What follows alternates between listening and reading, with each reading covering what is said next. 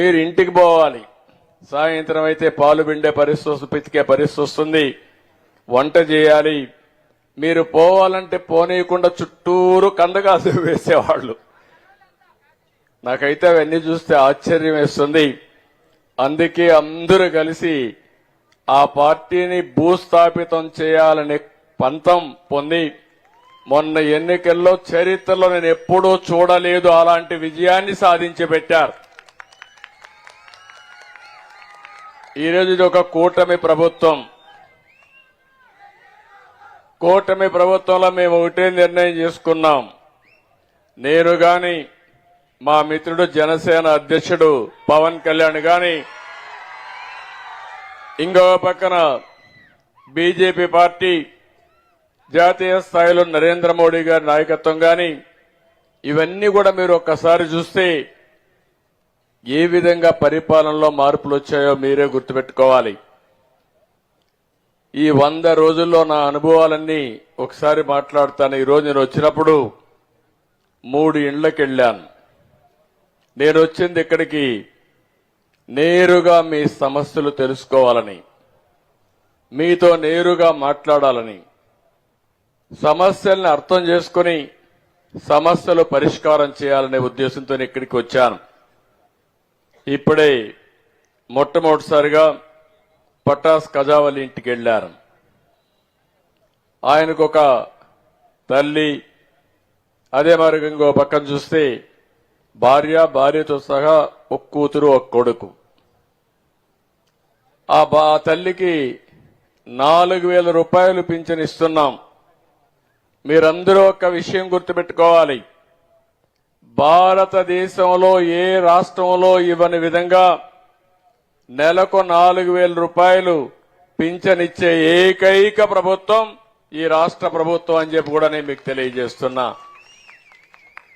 మీకు కూడా అవసరాలు చాలా ఉన్నాయి. ఇప్పుడు ఆ పెద్దమ్మ మాట్లాడింది, ఎంత బాగా మాట్లాడిందంటే, మా వాళ్ళు ఎంబీఏ చేశారు కానీ ఎంసీఏ చేశారు, పీహెచ్డీ చేశారు. వాళ్ళిద్దరికంటే బ్రహ్మాండంగా మాట్లాడింది. నిజ జీవితంలో పీహెచ్డీ చేసింది ఆవిడ. అలాంటివన్నీ కూడా మన అనుభవాలు మనం చూస్తా ఉంటే, గ్రామాల్లో కూడా ఎప్పటికప్పుడు మీరు అధ్యయనం చేస్తున్నారు. మేమేం పనులు చేస్తున్నామన్నీ చూస్తున్నారు, దానిపైన నిర్ణయం చేస్తున్నారు. కానీ నేను ఆలోచించింది, ప్రతి ఒక్క ఇంటికి లాభం కలగాలని. నేను మొన్న మీరు చూస్తే 4,000 రూపాయలు ప్రతి ఒక్కరికి పింఛను పెంచాం. నేనే మొట్టమొదటిసారిగా పింఛన్లు పెట్టింది ఎన్టీ రామారావు గారు. 35 రూపాయలు పెట్టాడు ఆయన. దాన్ని 70 రూపాయలు చేశాను. ఆ తర్వాత 200 రూపాయలు చేస్తే, నేను ముఖ్యమంత్రి అయిన తర్వాత ఒకటేసారి 5 ఏళ్లలో 2,000 రూపాయలు చేసిన పార్టీ తెలుగుదేశం పార్టీ. ఆ రోజు ఈరోజు 3,000 నుంచి 4,000 రూపాయలు చేశాం. సంవత్సరానికి 35,000 కోట్లు ఖర్చు అవుతుంది. ఈ ఊర్లో కూడా మీరు ఒకసారి చూస్తే చాలా మంది పింఛన్లు వచ్చేవాళ్ళు చూస్తా ఉంటే 395 మందికి పింఛన్లు వస్తున్నాయి. అంటే ఈరోజు మొత్తం 2,488 జనాభా ఉన్నారు. 851 ఇండ్లున్నాయి. కానీ అందులో 2 ఇండ్లకు ఒక ఇంటికి పింఛన్ ఇచ్చే కార్యక్రమానికి శ్రీకారం చుట్టాం. ఇది చాలా అంటే చాలదు. ఇంటింటికి అన్ని ఇవ్వాలనుకున్నాను కానీ ఇంకా రాబోయే రోజుల్లో సంపద సృష్టిస్తే తప్ప ఆదాయాన్ని పెంచే మార్గం లేదు. అందుకని ఒకేసారి మీరు చూశారు, నేను ఒక హామీ ఇచ్చాను. ఏప్రిల్ నుంచి పింఛన్ ఇస్తానని చెప్పాను. ఇచ్చిన మాట ప్రకారం ఏప్రిల్ నుంచి కూడా పింఛన్ ఇచ్చి ఒకేసారి 7,000 రూపాయలు మీ ఇంటికి తెచ్చిచ్చిన ఘనత ఈ ప్రభుత్వానిది. అంతేకాదు, మొన్నైతే మొదటి తారీఖు హాలిడే వస్తే ఉద్యోగస్తులు బాధపడతారని ఒకరోజు ముందే పింఛన్ ఇచ్చాం.